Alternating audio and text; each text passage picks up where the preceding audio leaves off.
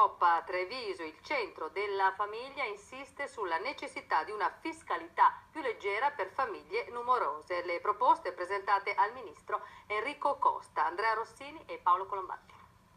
L'Italia sta attraversando un inverno demografico senza precedenti, con sempre meno bambini e sempre più anziani, ma le istituzioni non stanno compiendo alcun passo concreto per invertire la tendenza alla denatalità.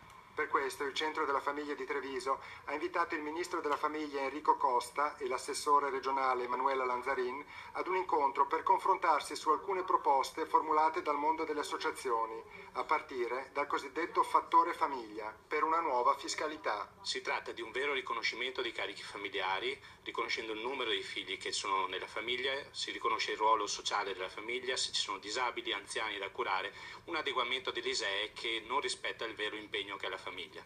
L'assessore Lanzarin ha ricordato le politiche in itinere in regione per aiutare le famiglie, dal sostegno ai servizi per la prima infanzia alle misure per conciliare tempi della famiglia e tempi di lavoro.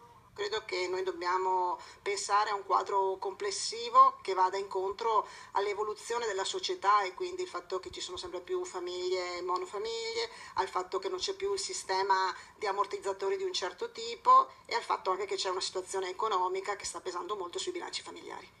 Attenzione alle proposte delle associazioni ha dimostrato il ministro Costa, secondo cui sono necessarie misure stabili che vadano nella direzione di una riforma complessiva dell'IRPEF. È fondamentale che venga riconosciuto dallo Stato in modo puntuale e anche progressivo il numero di figli e ovviamente ci sia un alleggerimento fiscale in rapporto a questi.